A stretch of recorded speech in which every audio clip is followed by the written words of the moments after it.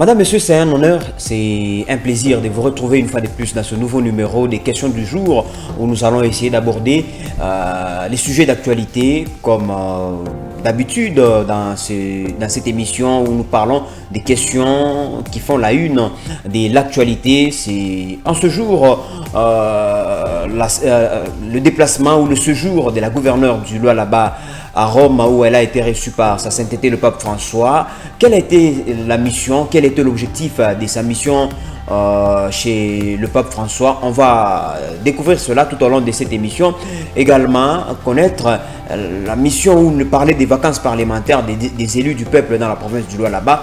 On va tous ensemble dénicher cela sur ce plateau ou dans ce studio. Je suis avec M. Arthur Kabol. Avec lui, nous allons essayer de débattre. Il est membre de la direction provinciale de la communication. M. Arthur, bonjour et bienvenue. Bonjour cher Pacifique et bonjour à tous nos téléspectateurs et auditeurs de la radio et télévision live Radio Télé. Merci beaucoup, c'est un plaisir de vous recevoir. Bien sûr, c'est autant un plaisir partagé et je vous souhaite une bonne et heureuse année 2025. Merci pareillement. Merci. Également à ces auditeurs et aux téléspectateurs qui nous suivent. D'entrée de jeu, M. Arthur, c'est quoi d'abord la mission effectuée par la gouverneure des provinces chez le pape François? Oui, cher Pacifique, j'ai été dans la commission chargée d'organiser le déplacement de Madame la gouverneure à Rome, à la rencontre de sa sainteté le pape François. C'est sur invitation bien sûr du Vatican. Et je peux le dire ici que la mission de Madame la gouverneure a un double sens. D'abord, elle est essentiellement sociale, c'est une mission diplomatique, mais dans le cadre de la recherche de l'amélioration des conditions sociales de la province, de la population de Lualaba. Vous savez que Madame la gouverneure a déjà eu à se déplacer à plusieurs reprises dans différents coins de la République, du continent africain, tout comme à l'international. Elle y va.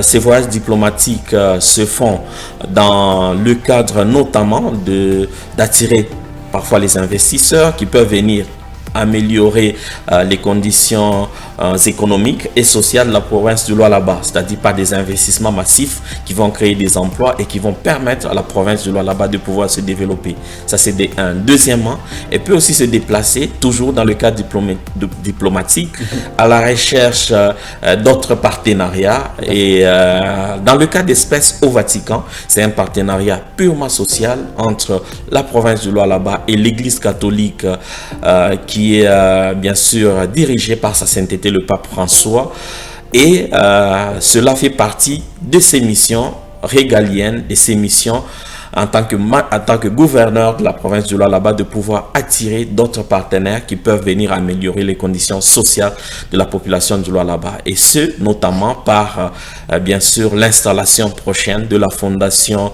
Pape François, qui œuvre dans le cadre de l'encadrement de la jeune fille, dans le cadre de l'encadrement des démunis, des orphelins. La province du Lualaba avait déjà en tout cas entamé le processus d'amélioration des orphelinats, de l'encadrement de la jeune fille à travers plusieurs structures, et cette mission qui va apporter bien sûr la fondation Pape François ici dans la province du Lualaba sera d'un grand apport dans l'encadrement de la jeune fille, mais aussi des prises en charge des structures sociales de la province. Mais la population, plusieurs bouches se demandent pourquoi seulement elle qui doit se rendre à Rome. Est-ce qu'il n'y a pas des agendas cachés derrière cette invitation? Il serait parce que sur l'ensemble du territoire national, il y a des femmes leaders. Nous avons la première ministre qui représente l'exécutif national. Elle pouvait recevoir cette invitation, mais comment seulement la gouverneure du Lualaba? Pour recevoir une invitation, il faut y apporter un intérêt.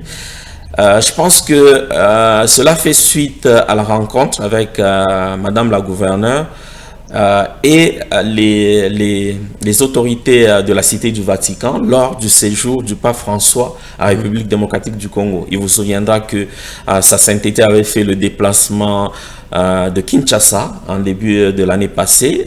Il y a eu une grande rencontre. Tout à fait. Il avait été accueilli par le président de la République, son Excellence Félix Antoine Tshisekedi, à Kinshasa. C'est au cours de ces échanges que Madame la gouverneure de la province du Lualaba avait émis le vœu de pouvoir faire un déplacement pour la cité de Vatican. Et bien sûr, plus tard, elle va recevoir cette invitation. Et c'est cette invitation à laquelle elle a répondu. Vous allez demander pourquoi seulement elle. Mais est-ce que les autres ou certains politiques au niveau de Kinshasa ou dans les autres provinces ont-ils émis le même vœu? Je ne pense pas. La cité du Vatican, tout comme l'église catholique, est une grande porte ouverte pour tout le monde. Et je suis sûr que ce n'est pas seulement Madame la gouverneure qui a été reçue ici en tant que femme leader de la République démocratique du Congo. Avant que sa sainteté même ne vienne ici au pays, il avait reçu à plusieurs reprises d'ailleurs son Excellence Monsieur le Président de la République ou le couple présidentiel au Vatican, avant même que sa sainteté ne puisse faire le déplacement de Kinshasa. Maintenant, dans le même cadre, il y a eu en amont, je l'ai dit, la rencontre de Madame la gouverneure avec les officiels de la cité du Vatican, où tout l'entourage de sa sainteté, le pape François.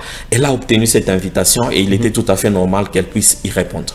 Voilà, c'est vraiment important, mais dans une lecture, dans une approche multidimensionnelle, on s'est dit, est-ce que les déplacements effectués ou toutes ces démarches menées par la gouverneure de la province du Lualaba, la surcommunication autour d'elle, vous ne trouvez pas que ça va créer, ça va mettre des puces dans l'oreille du chef de l'État, se disant que non, je trouve maintenant une concurrente à pouvoir briguer la magistrature suprême en 2028? Je pense que ce serait maladroit en fait de prendre les choses dans ce sens-là, d'autant plus que vous savez, la République démocratique du Congo est un État qui est régi par les textes, les lois qui sont respectées. Et Madame la gouverneure a une autorité de tutelle, c'est le ministre national de l'Intérieur. Alors je vois mal comment Jacques Chabani, qui a autorisé ce déplacement, aurait eu ou n'aurait pas pu s'entretenir avec l'autorité provinciale sur le motif de son déplacement. Et si le ministre national de l'Intérieur s'est entretenu en amont avec l'autorité provinciale avant de lui accorder cette autorisation, je ne vois pas pourquoi est-ce que le président de la République ne s'est pas informé, d'autant plus que le ministre de l'Intérieur, qui est le patron de la territoriale, fait rapport régulièrement à son Excellence Monsieur le Président de la République sur la situation générale des provinces. Et ce dernier, le président de la République, qui est tout à fait informé des motifs purs du déplacement de Madame la gouverneure dans la cité du Vatican à la rencontre de sa sainteté. Alors, prendre cela de manière purement politique serait, je l'ai dit, maladroit, d'autant plus que le président de la République n'est pas en conflit avec l'autorité provinciale. Et d'ailleurs son élève modèle dans la gestion. Bien sûr, et c'est très bien pourquoi est-ce que Madame la gouverneure se déplace. Ça n'a rien à voir avec des ambitions politiques de mesurer ou personnaliser de Madame la gouverneure, mais c'est tout à fait dans le cadre de l'amélioration des conditions sociales de la population de la province du Lualaba. Voilà, on a sûrement compris. Mais une autre lecture dans le domaine religieux, est-ce que Madame la gouverneure, elle ne vise pas la représentation nationale de cette fondation en République démocratique du Congo? La représentation nationale, mais pourquoi pas? La République démocratique du Congo est un pays uni et il n'y a pas de frontières à l'intérieur de la province, à l'intérieur du territoire national, sinon celle administrative. Les limites entre les provinces sont purement administratives pour permettre en fait au gouverneur de pouvoir gérer une partie du territoire national au-delà de laquelle ils ne peuvent pas aller, voyez-vous. C'est-à-dire qu'on limite, c'est une limite tout à fait administrative de la territoriale. Ça n'a rien à voir avec une séparation des territoires de la République démocratique du Congo, aucunement. Maintenant, si la fondation devrait venir s'installer, pourquoi est-ce que Madame la gouverneure n'aurait pas la liberté de pouvoir se déplacer? Parce que dans son entretien avec nos confrères de la radio Vatican, elle a évoqué la mise en place d'une permanence de cette fondation dans la province du Lualaba? Oui, d'abord dans la province du Lualaba parce que elle s'est déplacée avec les fonds de la province du Lualaba. Voyez-vous, c'est une mission officielle. Et vous avez parlé peut-être d'une surcommunication. Il n'y a pas de surcommunication. Il y a une communication normale. C'est-à-dire que la population de la province du Lualaba doit être au courant des mouvements de Madame la gouverneure et les motifs de son déplacement. Parce qu'elle a été élue par la population de la province du Lualaba. Il est tout à fait normal que cette dernière ou ses électeurs soient informés des motifs de son déplacement et quel est l'intérêt derrière ce déplacement. Je l'ai dit ici, c'est pour installer la Fondation Pape François qui va venir bien sûr en aide aux plus démunis et à l'encadrement des jeunes filles et des personnes vulnérables, je l'ai dit. Maintenant, est-ce que la Fondation Pape François va seulement venir s'installer dans la province du Lualaba? Si c'est un début, mais cela n'empêche pas que par l'entremise de Madame la gouverneure, cette fondation ne puisse s'installer aussi à Kinshasa afin évidemment de poursuivre sa mission, je l'ai dit, celle de l'encadrement de la jeune fille et des personnes vulnérables. On va prendre aussi une autre question, c'est lié à la question de l'insécurité qui gangrène notre pays depuis 3 décennies. Elle a évoqué la question de l'Est qui est en proie. Est-ce que vous pensez réellement que sa voix pourra apporter un plus auprès de sa sainteté, le pape François, qui du reste est une autorité mondiale? La question de la guerre à l'Est, c'est une question nationale. C'est une question qui concerne tous les Congolais et chaque voix compte. Que ce soit la voix de Madame la gouverneure, que ce soit la voix de tout autre Congolais en rapport avec la dénonciation de cette agression injuste et barbare, c'est une voix qui compte. Nous en avons tous le droit, à tout moment, à toute occasion, nous devons le dire et rappeler au monde que ce qui se fait à l'Est est atroce et injuste. Et l'Église catholique, à travers bien sûr ses organes, est impliquée bien sûr dans la recherche des solutions à cette guerre de l'Est du pays.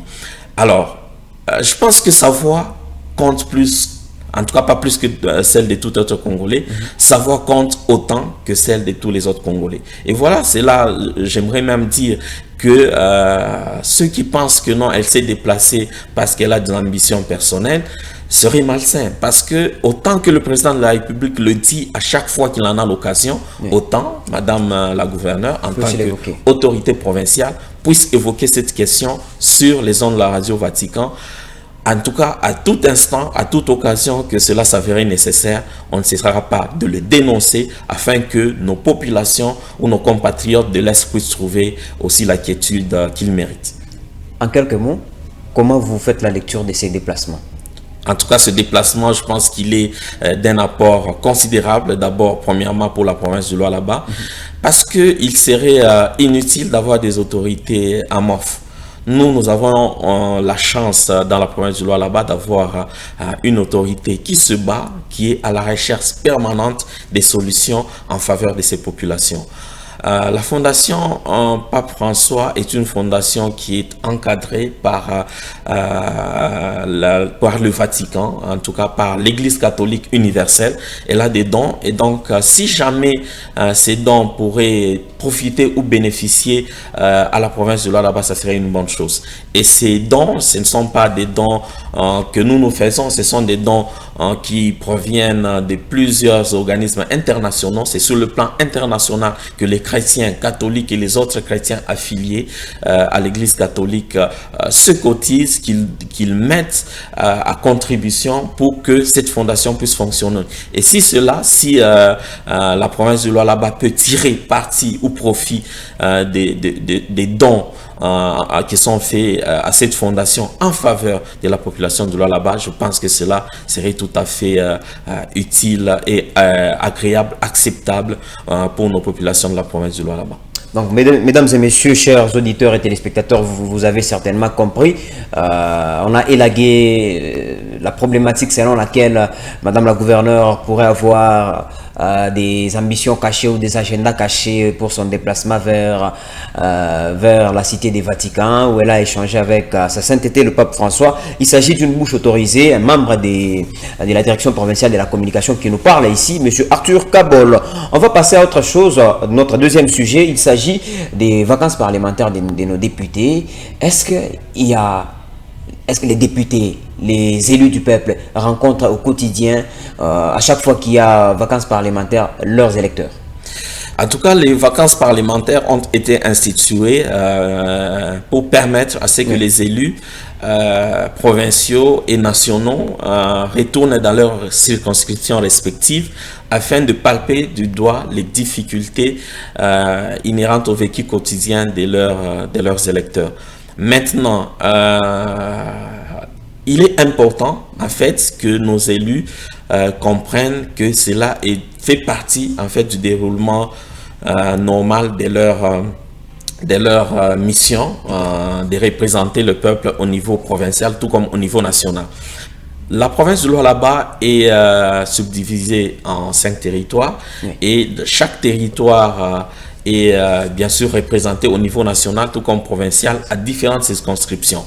Et nos députés provinciaux ont l'obligation, je vous l'ai dit, c'est même une obligation de rentrer dans leur circonscription naturelle, dans leur fief naturel comme on le dit, afin de voir quelles sont les difficultés, de s'entretenir avec leur base pour pouvoir amener ces doléances, ces desiderata de leur population au niveau provincial ou au niveau national afin de parler en leur faveur. Malheureusement, il s'est fait que certains élus, partent par des absences dans leur circonscription. Il peut y avoir des raisons, peut-être des raisons médicales. Ce sont des vacances après tout. Des raisons médicales qui peuvent justifier certains déplacements à l'étranger, à l'extérieur du pays. Mais toujours est-il qu'il est important, ce sont des vacances qui prennent longtemps, généralement 2 à 3 mois. C'est toujours important de prendre le temps de rentrer dans leur fief ou de se faire représenter afin de récolter tout ce qu'il y a comme doléances et de les amener au niveau de l'exécutif provincial et national afin que des solutions pérennes soient trouvées. Est-ce que la représentation du peuple est-elle effective ou elle s'est fait sentir dans le vécu quotidien de la population? Je pense que c'est aussi une responsabilité personnelle des élus ou des électeurs. Vous avez porté un choix sur... Parce que nous avons l'exemple de la province du Lualaba qui est pratiquement représentée, l'Assemblée presque composée des suppléants dont les titulaires sont déjà à l'exécutif. Est-ce qu'il y aura une efficacité dans le travail? Non, je ne pense pas que l'Assemblée provinciale est essentiellement constituée de suppléants. Aucunement, c'est peut-être à 30 ou 40%, à ce que je sache. Mais toujours est-il que les suppléants sont aussi issus de ce même fief que celui pour qui les électeurs avaient voté et qu'il ne devrait pas en fait y avoir beaucoup de soucis quant à cela. Seulement, c'est une responsabilité. Que même ceux qui ont été élus sont à même d'assumer. Et même les électeurs, c'est à eux de toujours rappeler à leurs élus que non, voilà les vacances, voilà ce que nous avons comme doléances. Est-ce que vous pouvez porter ces doléances au niveau de l'hémicycle pour que des solutions soient trouvées? Généralement, qu'est-ce que nous faisons? Nous qui sommes de Kolwezi, nous élisons des députés au plan national tout comme provincial et nous les laissons faire. On ne doit pas les laisser faire.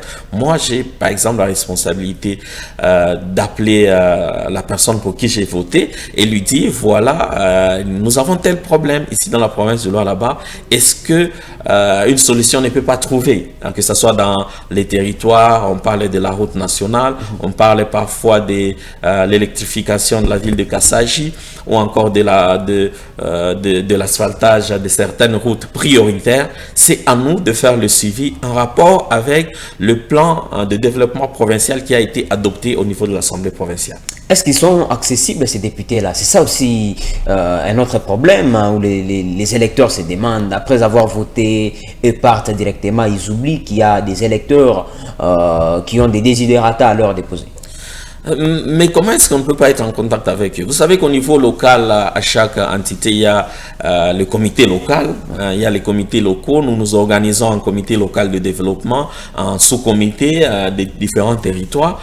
Et avant de voter pour quelqu'un, vous prenez le temps de lui dire que non, voilà, vous devez être disponible. S'il n'est pas disponible, il y a plusieurs voies légales pour lesquelles, que nous pouvons utiliser pour atteindre la personne qui représente représente notre circonscription électorale. Sinon, cela serait contre nature. Vous envoyez quelqu'un qui coupe le pont, et alors il représente quelle population? Ce serait anodin, c'est même contre nature pour un élu responsable de pouvoir oublier sa base. Ah, bon, peut-être qu'on est trop souvent en français, mais il faut tourner à Changa parce que c'est une émission bilingue. Oui. Tu vas permettre ma couche inani, y retrouver. Peuple ben Julisa, comment kumpata député au moment où wakati ya vacances parlementaires ashiko konekana munani mu circonscription yake? Hapana, ma circonscription yetu pale tunavotaka ba député tunekalaka tushaka ba famille. Par moment bengine marchanja na manumero. Ba mingi ni bantu bale beko na mafamille mu mafief yabo électoraux. Kama mtu eko na famille yake, shimona ya façon ya kumupata, vous pouvez passer soit par un de ses parents ou bien atuwezi kusema sima bantu bote mu fief électoral banapusa numero au namba ya ule muntu ule tulipeleka kule uturepresente. Hapana. Donc kila muntu eko na niveau yake ya contact ila napashi kuya nayo na eli wake. Mwenjo mchakula pale mchakula ni kusema sini muntu ule muna familia muko naye karibu. Kama mko naye karibu, donc kuku manamna yote ile mnaweza kuutiliser njoo kumpata. Sasa kwa député naye weye bari kuchakula banakuchakula kwa population yako, wende ukaba seme ukapeleke ma besoin yabo kule ku hémicycle, weye unaenda kupotea. Ile sasa inakuwa ni responsabilité yako, na mimi kusura seba député banakuya kama nisha kuyua sema kama mimi napotea mon mandat prochain abata nipatia tena ile confiance.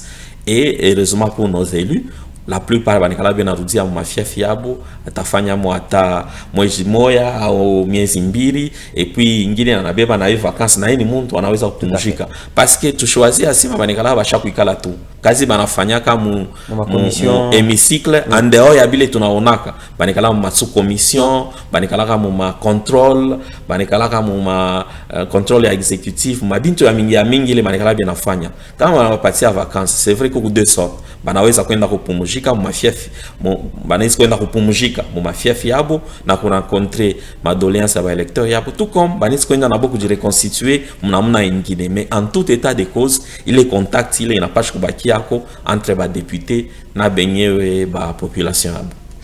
Est-ce que leo ba député ba mulwalaba ba député provinciaux ba laba na sumuria au quotidien na ba député nationaux njoo kufikisha ko ma ile na ma problématique ile na bashindia bo mu niveau ifike ku Kinshasa? Nazani kuku cadre de concertation bali installaka entre les élus au niveau national et les élus au niveau provincial. Na tunasema ma circonscription bali banapashi kurudia ma circonscription abo ina paka ba députés provinciaux na ba députés nationaux nabo. Mina ona honorable Trésor Lutongo élu à Dilolo Nilimona Imashiku nazani asha kwenda mu circonscription électorale yake. Kuku ba député bengine bale balikuya mnakumbuka shiku ya le 31. Oui.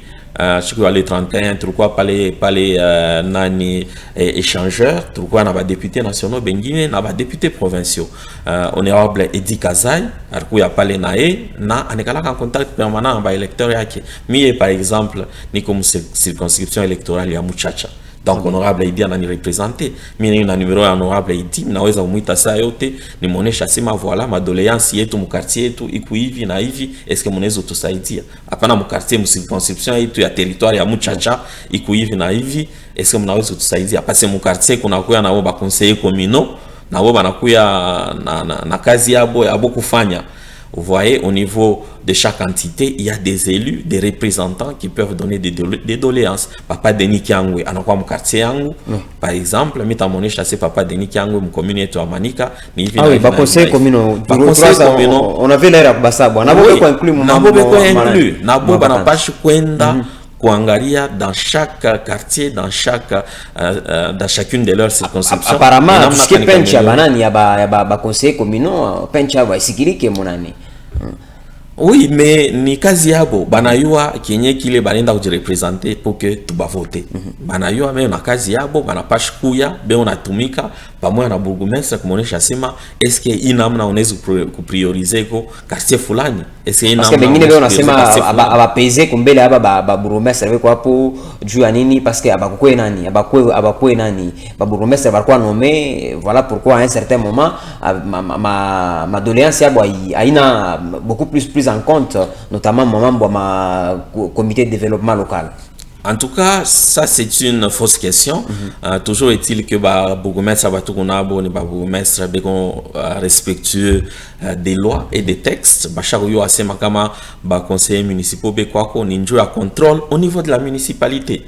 Vous voyez, donc siwezi usema bourgmestre wa commune ya Manika anaweza kuya en porte-à-faux na ba conseillers municipaux. D'ailleurs mimi nabaonaka mu chantier beko naenda pamoja, c'est qu'il y a une synergie. Mais hata vile tuambiane wazi abana ba bourgmestre abana redevable kwa ba conseiller actuel batakuwa redevable, bale batakuwa redevable ni bale batakuwa voter. Question ya redevabilité ikala kiasema uko redevable paka kwa ule akonomi. Non. Ou l'a nommé, il a agi en fonction de la loi. Même quand vous êtes élu en tant que bourgmestre par les conseillers communaux, c'est lui qui vous nomme. C'est pas à lui que vous devez rendre compte. Ou les anakoya ou les monapache qu'on rendre compte. Aïna attaque aux conseillers municipaux. On t'a rendre compte ni que population à travers les conseillers municipaux. Vous voyez, tu changes de fanya confusion. Nazani ma loi iko pale ni njoo kutusaidia.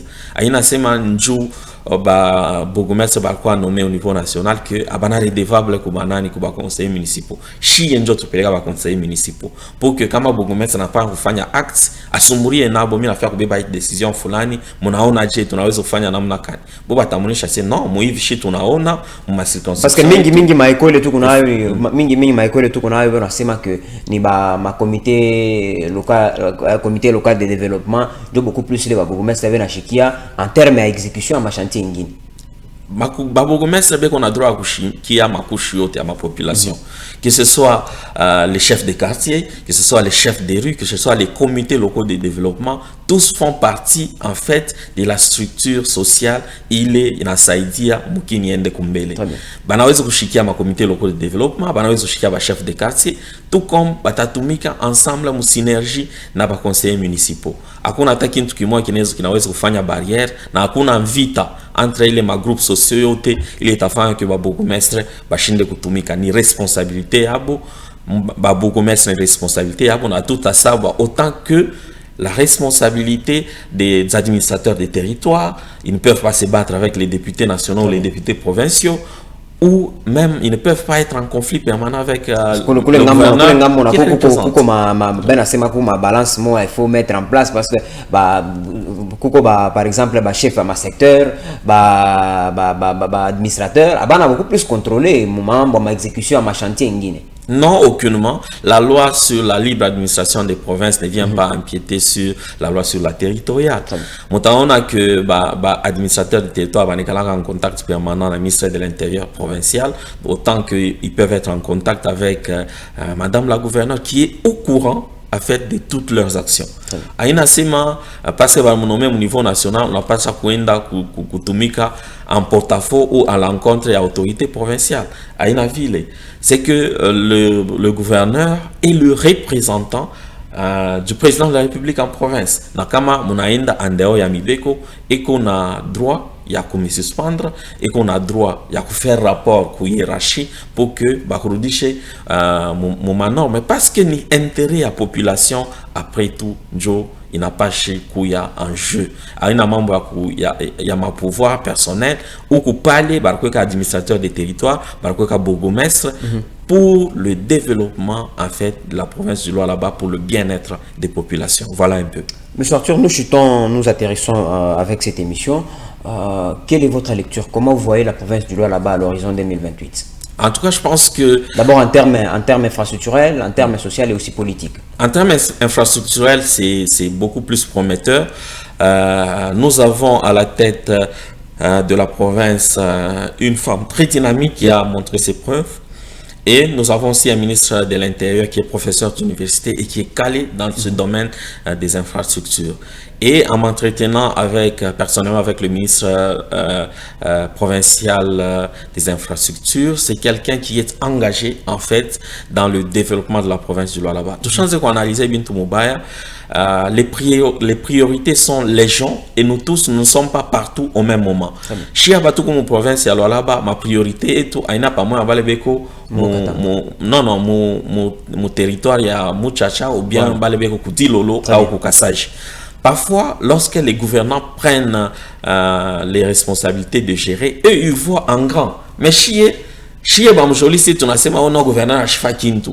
Mais ça va aller bakumu chacha bon abo ba chembele bakumu chacha bako ba tufancher si. Je pense que m'ta invité pour population parce que en fait je suis en charge de l'initiation de la nouvelle citoyenneté à la direction provinciale de communication. Toi que j'ai imprégné dans ma texte. Les gens peuvent demander, on va mettre à leur disposition le plan de développement provincial et les projets prioritaires du gouvernement. Comment bantu banakuya nata ya kusoma ya kuyua tuko wapi tukunenda wapi, je pense qu'ils auront une vue claire de là où la province vient et de là où la province est en train de partir. Je vais chuter par donner un exemple. Pour ceux qui viennent, pour ceux qui se déplacent souvent, moi j'ai déjà été particulièrement juste à côté de chez nous ici en Zambie, en Ndola, gouverneur à Omer, autorité en Ndola Kuyakapa, après une visite sur la ville et quelques coins de la province du Lualaba, Asema, ni témoignage yashikala na shiom. Asema, i ville ya Kolwezi na i province ya Lualaba, i vi kunenda d'ici 3 ans, ça n'aura rien de comparable avec Ndola qui est la deuxième ville de la Zambie. Est-ce que nous nous rendons compte?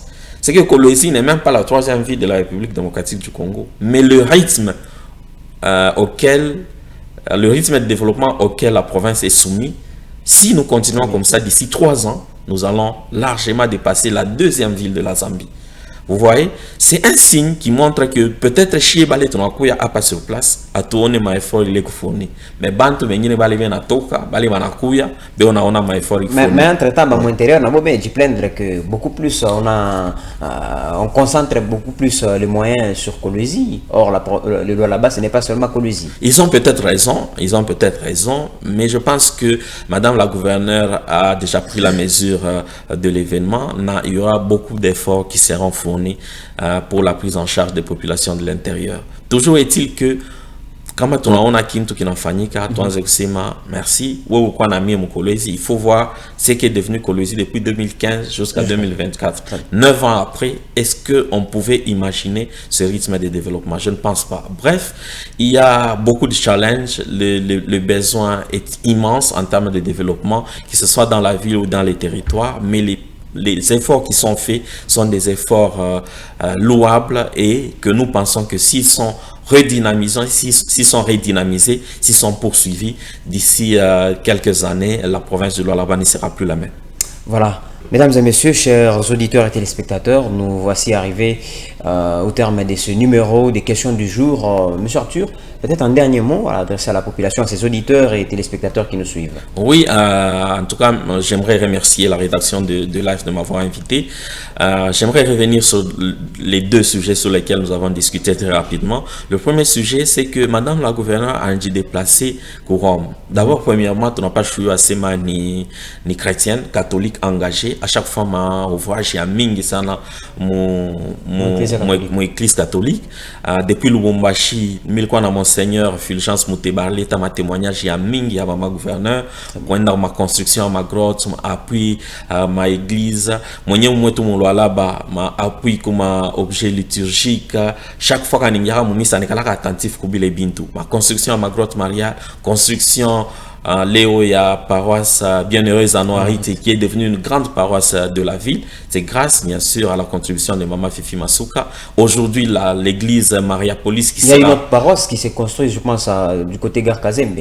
Kazembe les mamans gouverneur à chaque fois en tant que chrétienne catholique. Parce que chez mon église catholique, moi aussi je suis chrétien catholique, tu n'as pas eu le commandement mon aide l'église de l'église Namalia. Il y a une opportunité à gouverneur. Anakutosha mamoya yake anaweka mu ecclesia njo ile tunaona église Mariapolis itakuya complètement renouvelée. Ça sera la grande paroisse de la ville. Ça ne sera pas, ce n'est ni la première, la dernière. Est-ce qu'on débrosser un peu? On a relevé dans Sainte-Thérèse de l'Enfant Jésus. Oui. Mon aïeux à mon 3e avenue. Oui. Donc, tu n'as pas comme porter. Chapelle à cathédrale, il faut oui, domaine marial et tout ça. Elle intervient dans l'église catholique sans compter. Na Malia qui est comme l'église le dit. Et donc, déplacement qui est courant, ni vénération, quoi, sa sainteté, le pape François, n'a connu un engagement au sein de l'église catholique universelle mère. Ça, c'est d'un côté. De l'autre côté, pour l'État, Fondation Pape François, pour que ça ait dit, vulnérables. Les vulnérables, ils sont là et c'est de notre responsabilité d'élever leur niveau. Na mama gouverneur, na bebaile ma mesure, joende kumbele. Il est ni kintu ya kwanza. Kintu ya piri milipasho sema ni en rapport à ma vacances parlementaires ba ili et tubanina ma vacances ma besoin iko immense en termes d'agriculture, en termes de développement rural ni bonjo bana pasho saidia exécutif. Natapacho saidia exécutif mon suivi, il y a plan de développement provincial 2024-2028 na kusaidia mama gouverneur et exécuter les plans de développement local. C'est à ce seul point que nous aurons la chance de voir notre province développer et non pas laisser toute la charge à un seul individu, Madame la gouverneure, même si et qu'on ouvre. Mesdames et messieurs, question du jour est finie. On se retrouve prochainement avec le même réel plaisir. Prenez bonne condition sur la radio au cœur de votre vie, la télévision au cœur de votre vie. On se retrouve prochainement. Merci. Merci à vous.